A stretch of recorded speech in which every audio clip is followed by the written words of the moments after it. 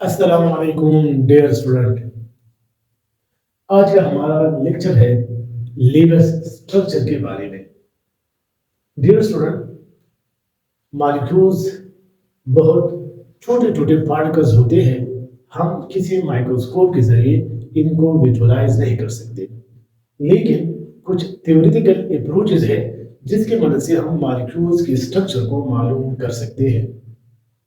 अब इन theoretical approaches में सबसे पहला जो हमारे साथ अप्रोच है वो है लीवेस स्ट्रक्चर। लीवेस ने सबसे पहले कोवैलेंट मॉलिक्यूल्स के स्ट्रक्चर को एक्सप्लेन किया था एक मॉडल से, जिसको हम लीवेस मॉडल भी कहते हैं। According to Lewis, each atom in a molecule arrange its electron in such a way to get octet, or in case of hydrogen to get duplet। Lewis के मुताबिक हर एटम कोवेलेंट बॉन्ड इसलिए बनाता है कि वो अपने वैलेंस शेल को complete करना चाहता है।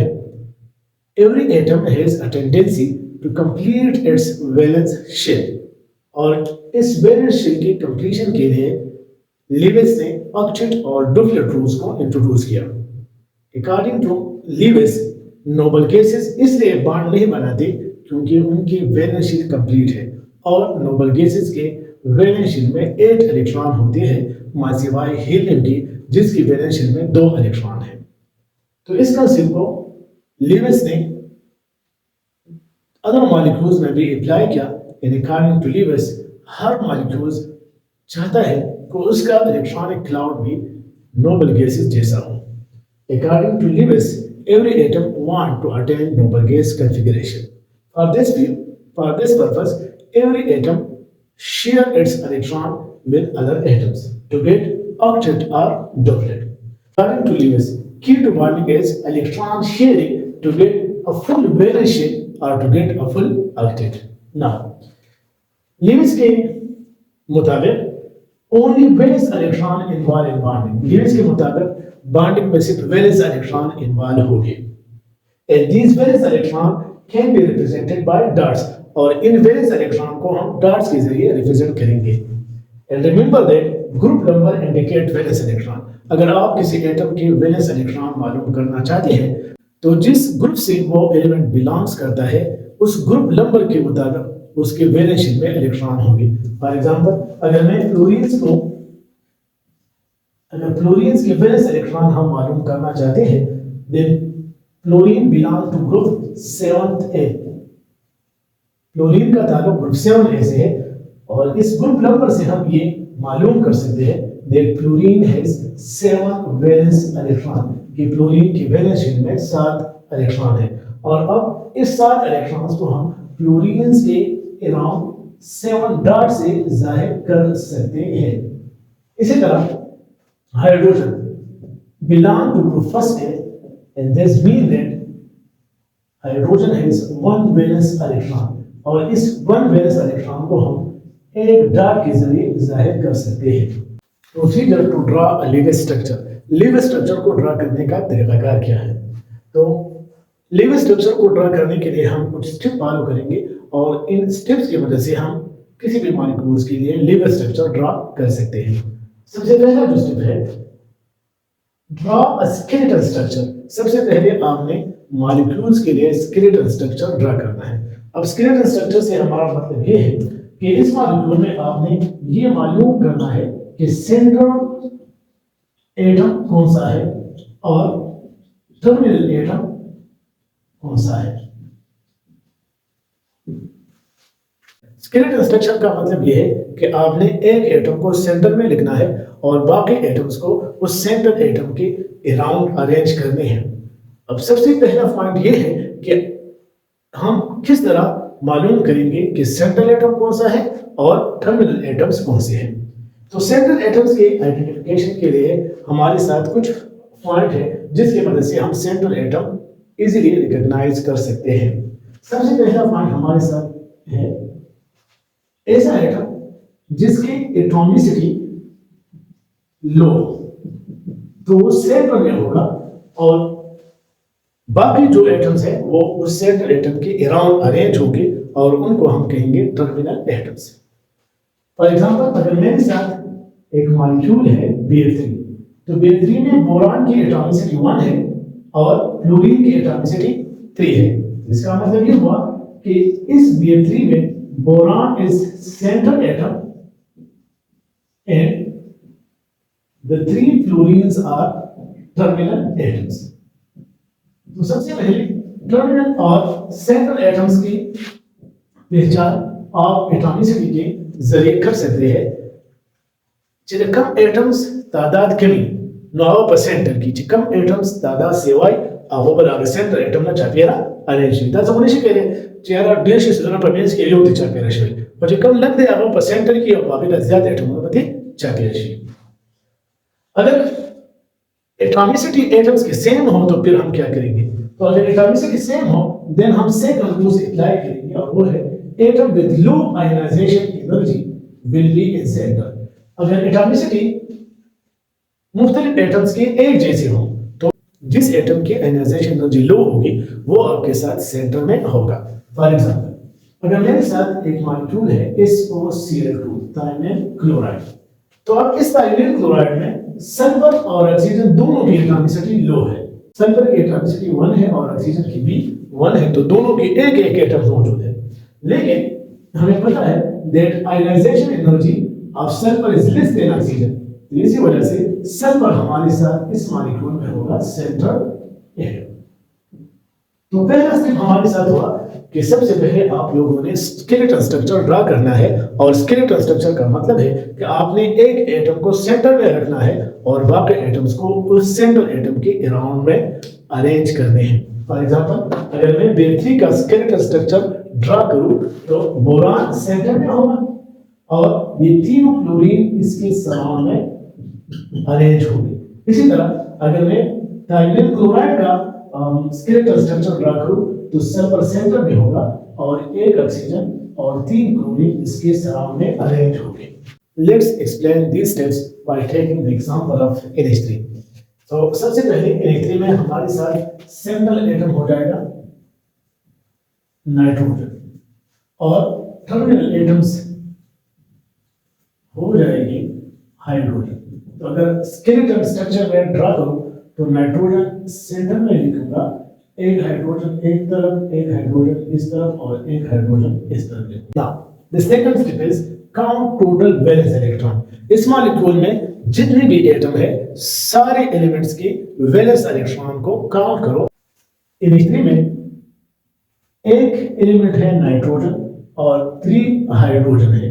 नाइट्रोजन की वैलेंस इलेक्ट्रॉन 5 है और 3 हाइड्रोजन में हर एक हाइड्रोजन की वैलेंस इलेक्ट्रॉन 1 है, तो हमारे साथ टोटल वैलेंस इलेक्ट्रॉन आ जाएंगे 8 और इस 8 को मैं जाहिर करूंगा V पर।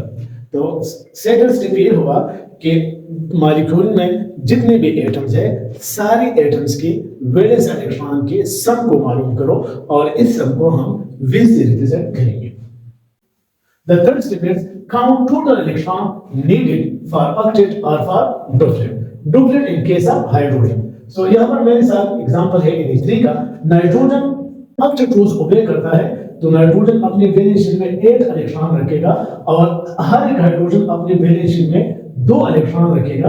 तो अगर इन डुप्लेट और ऑक्टेट का सम में ले लूं तो ये सम आ जाएगा 8 + 6, ये आ जाएगा 14 इलेक्ट्रॉन और इस सम को मैं O से जाहिर करता हूं।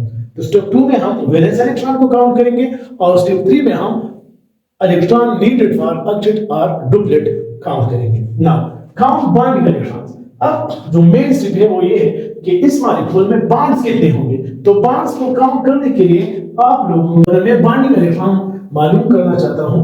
The number of bonding electron is equal to, आप लोगों ने इस O से V को माइनस करना है, O - V, यानी इलेक्ट्रॉन नीडेड फॉर ऑक्टेट से वैलेंस इलेक्ट्रॉन को माइनस करना पड़ेगा। Now electron needed for octets are 14 and electron in valence shell are 8, then 14 - 8 is equal to 6। इसका मतलब ये हुआ कि NH3 में 6 बॉन्डिंग इलेक्ट्रॉन है। अगर इस 6 बॉन्डिंग इलेक्ट्रॉन से मैं नंबर ऑफ बॉन्ड्स मालूम करना चाहता हूं, देन नंबर ऑफ बॉन्ड्स मालूम करने के लिए इस बॉन्डिंग इलेक्ट्रॉन्स को आप लोगों ने 2 पर डिवाइड करना है, क्योंकि हर एक बॉन्ड में हमारे साथ 2 इलेक्ट्रॉन्स होते हैं, इसलिए इन बॉन्डिंग इलेक्ट्रॉन को आप लोगों ने 2 पर डिवाइड करना है। So number of bonds is equal to 3। इस मॉलिक्यूल्स में टोटल नंबर ऑफ बॉन्ड्स 3 हो गए। Now distribute the bonds around central atom. In bonds को, यहां पर कितने बॉन्ड आ गए? 3 बॉन्ड्स आ गए। अब इन 3 बॉन्ड्स को इस सेंट्रल एटम के अराउंड में आप लोगों ने डिस्ट्रीब्यूट करना है। अब डिस्ट्रीब्यूट कैसे करना है? तो सबसे पहले आप लोगों ने हर एटम का सेंट्रल एटम के साथ सिंगल बॉन्ड्स बनाना है। तो यहां पर हमारे साथ टोटल बॉन्ड्स थे 3 और यहां पर 3 बॉन्ड्स डिस्ट्रीब्यूट हो गई, बाकी कोई बॉन्ड्स नहीं बचा, इसलिए यहां पर NH3 में नाइट्रोजन और हाइड्रोजन के दरमियान सारे बॉन्ड सिंगल बॉन्ड्स हैं। अगर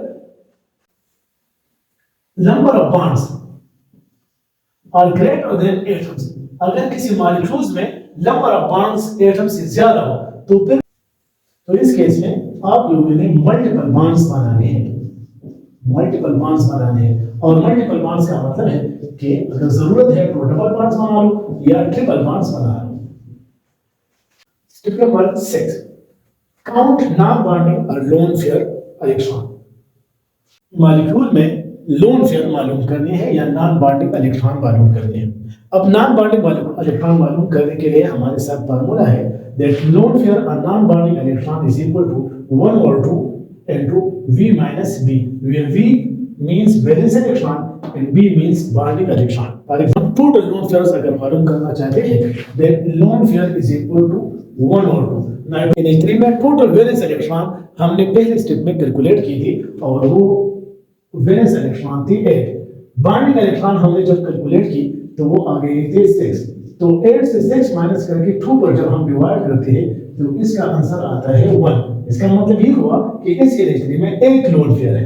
अब स्टेप नंबर 7 ये है कि इस लोन पेयर को आपने इस मॉलिक्यूल में डिस्ट्रीब्यूट करना है। तो आपने इस लोन पेयर को इस तरह अरेंज करना है या इस तरह डिस्ट्रीब्यूट करना है कि जिस एटम का ऑक्टेट कंप्लीट ना हो, इस लोन पेयर के मदद से उसका ऑक्टेट कंप्लीट हो जाए ना। हाइड्रोजन के लिए तो डुप्लेट कंप्लीट है, इसलिए यहाँ पर मैं हाइड्रोजन के साथ लोन पेयर नहीं लिख सकता। लेकिन अगर नाइट्रोजन के अराउंड में इलेक्ट्रॉन को काउंट करूं, देन ये टोटल इलेक्ट्रॉन 6 आ जाएगी या 6 टोटल इलेक्ट्रॉन आ जाएगी। इसका ऑक्टेट कंप्लीट नहीं है, इसी वजह से ये जो लोन पेयर है ये मैं कहां पर लिखूंगा? ये नाइट्रोजन पर लिखूंगा। तो ये लास्ट में आप लोगों ने कैलकुलेट फॉर्मल चार्ज। आप लोगों ने हर एक एटम पर फॉर्मल चार्ज कैलकुलेट करना है। फॉर्मल चार्ज लिविंग स्ट्रक्चर में बहुत अहम स्टेज है। इससे हम जब किसी मॉलिक्यूल्स के बहुत सारे स्ट्रक्चर पॉसिबल हो तो मोस्ट स्टेबल स्ट्रक्चर की प्रेडिक्शन हम फॉर्मल चार्ज से करते हैं। इसलिए ना डियर स्टूडेंट, आपने एक बात याद रखनी है कि फॉर्मल चार्ज आप लोगों ने हर एक एटम्स के लिए लिखना है, और किसी भी एटम का फॉर्मल चार्ज आप इस फार्मूला से मालूम कर सकते हैं that formal charge is equal to V minus L minus 1 over 2 S या minus 1 over 2 B, where V means valence electron of that element, L means non-bonding or lone pair electron of that atom, and B means the shear electron or the bonding electron around that atom. For example, अगर यहाँ पर मैं nitrogen का formal charge calculate करना चाहता हूँ, then nitrogen की valence electron है 5, तो यहाँ पर 5 लिखूंगा। बॉन्ड लोन पेयर इलेक्ट्रॉन उसके नाइट्रोजन के साथ 2 है तो 2 लिखूंगा, और 1 minus 2 बॉन्डिंग इलेक्ट्रॉन, तो 2 यहाँ है, 2 यहाँ और 2 यहाँ, तो टोटल बॉन्डिंग इलेक्ट्रॉन 6 आ गए। तो 5 minus 2, और इसको जब मैं सॉल्व करूं तो ये 3 आ जाएंगे, then 5 minus 5 is equal to 0। इसका मतलब ये हुआ कि इस मॉलिक्यूल में नाइट्रोजन का फॉर्मल चार्ज 0 है, नाइट्रोजन पर फॉर्मल चार्ज 0 है। ना अगर सेम प्रोसीजर में हाइड्रोजन के लिए कैलकुलेट करूं, each hydrogen has 1 valence electron, 0 lone pair and 1 shear electron pair, here 2 electrons are in bond. So when formal charge of hydrogen is calculated, it comes out to 1 minus 1 is equal to 0। then NH3 में hydrogen, हर एक hydrogen का formal charge भी 0 है। तो ऐसा molecule जिसमें formal charge minimum हो, या ऐसा मॉलिक्यूल, ऐसा स्ट्रक्चर जिसमें फॉर्मल चार्ज 0 हो या मिनिमम हो, तो ऐसे मॉलिक्यूल्स को हम कहेंगे कि ये स्टेबल मॉलिक्यूल है। और किसी भी न्यूट्रल मॉलिक्यूल में सब फॉर्मल चार्जेस आगे 0 आएंगे। अगर कोई आयंस है तो उसमें फॉर्मल चार्जेस की सम उस आयंस के नेट चार्ज के बराबर होगी। तो ये हमारे साथ 8 स्टेप हुए जिस पर हम किसी भी मॉलिक्यूल्स के लिए लीवर स्ट्रक्चर मालूम कर सकते हैं। Now let take some other example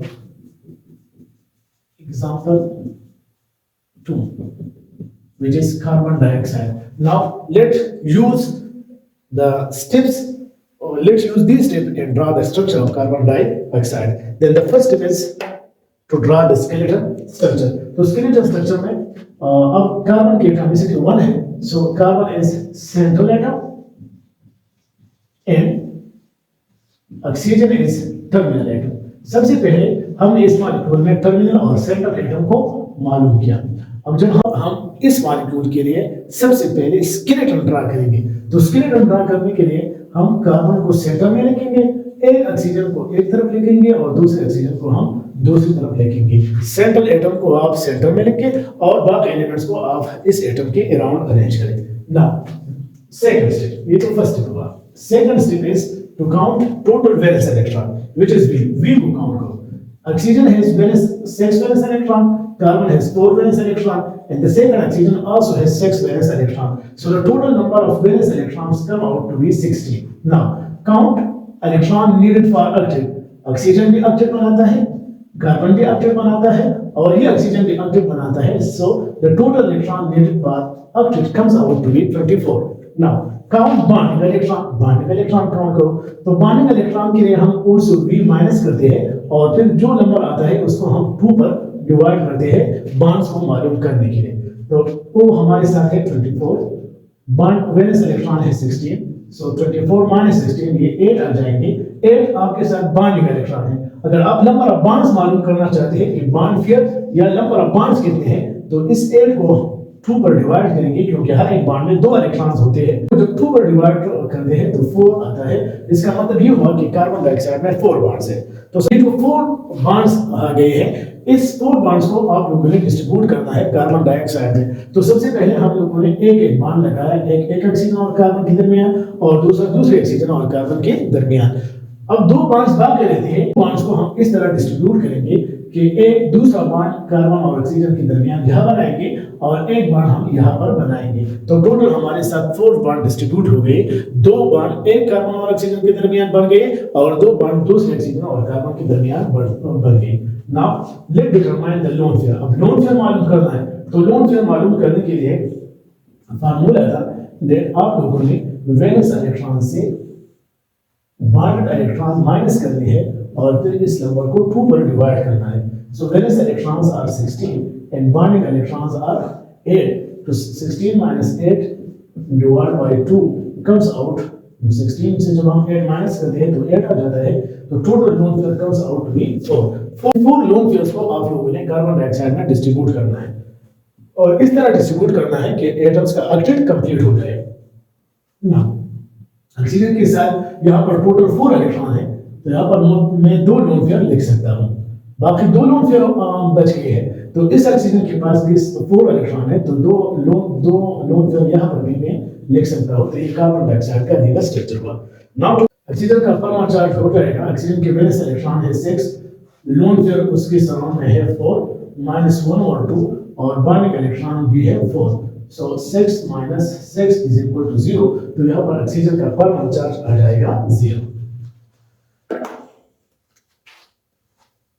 इस ऑक्सीजन का भी परमाणु चार्ज आएगा 0। Now to calculate the परमाणु चार्ज of oxygen, ऑक्सीजन का परमाणु चार्ज है, ऑक्सीजन की वैलेंस एक्सचेंज में इलेक्ट्रॉन है 4, लोन पेयर 0 है, -1 और 2, टोटल बॉन्डिंग इलेक्ट्रॉन 4 यहाँ है और 4 यहाँ, तो total bonding electron is equal to 8। So 4 minus 4 is equal to 0. तो कार्बन का भी परमाणु चार्ज है 0। तो हमारे साथ दूसरा मॉलिक्यूल हुआ carbon dioxide. Let's take the example of thionyl chloride, SOCl2। SOCl2 में सबसे पहले हमें स्केलेटन ड्रा करना है। तो स्केलेटन ड्रा करने के लिए सेंट्रल एटम हम हमारे साथ इस मॉलिक्यूल में सल्फर, यहाँ पर भी ऑक्सीजन लिखेंगे, यहाँ पर एक क्लोरीन हो जाएगा, यहाँ पर दूसरा क्लोरीन हो जाएगा। सेकंड स्टेप है आप लोगों ने टोटल वैलेंस इलेक्ट्रॉन काउंट करने हैं। तो टोटल वैलेंस इलेक्ट्रॉन हमारे साथ आ जाएंगे, यहाँ क्लोरीन के साथ 7 तो 7 7 14 और 6 ऑक्सीजन की वैलेंस इलेक्ट्रॉन है और 6 सल्फर की, तो 14 प्लस और 12 is equal to 26। Total valence electron आ जाएंगे 36। इलेक्ट्रॉन नीडेड फॉर ऑक्टेट, तो ये भी ऑक्टेट बनाता है, ये भी ऑक्टेट बनाता है, ये भी ऑक्टेट बनाता है, ये भी ऑक्टेट बनाता है। Total electron needed for octet is equal to 32। Now bonding electron is equal to 32 minus 26, so it comes out to be 6।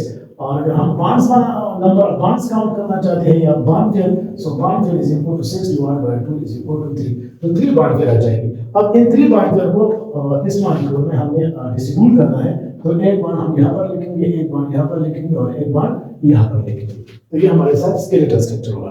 अब नेक्स्ट है नेक्स्ट हमारे साथ है to calculate lone pair. Lone pair को कैलकुलेट करना है, तो लोन फेयर की कैलकुलेशन के लिए हमारे साथ फार्मूला था 1/2 b minus d। so 1/2 total valence electron है 26 and टोटल बॉन्डिंग इलेक्ट्रॉन है 6, so it comes out 20 divided by 2 is equal to 10। इसका मतलब है कि इस मॉलिक्यूल में टोटल 10 लोन फेयर्स है। अब इन 10 लोन फेयर को आप लोगों ने इस तरह अरेंज करना है इस मॉलिक्यूल्स में कि हर एटम का ऑक्टेट कंप्लीट हो जाए। so इस क्लोरीन के साथ 2 इलेक्ट्रॉन है, तो ऑक्टेट कंप्लीशन के लिए इसके अराउंड में 3 लोन फेयर लगा सकता हूं। इसी तरह इस ऑक्सीजन के अराउंड में भी 3 लोन फेयर लगा सकता हूं।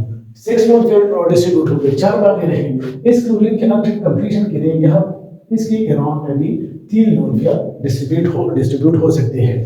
अब एक लोन फेयर बाकी रहता है, तो सल्फर के अराउंड 6 इलेक्ट्रॉन है, तो एक लोन फेयर सल्फर के अराउंड भी लगाया जा सकता है। Now last is to calculate the formal charge.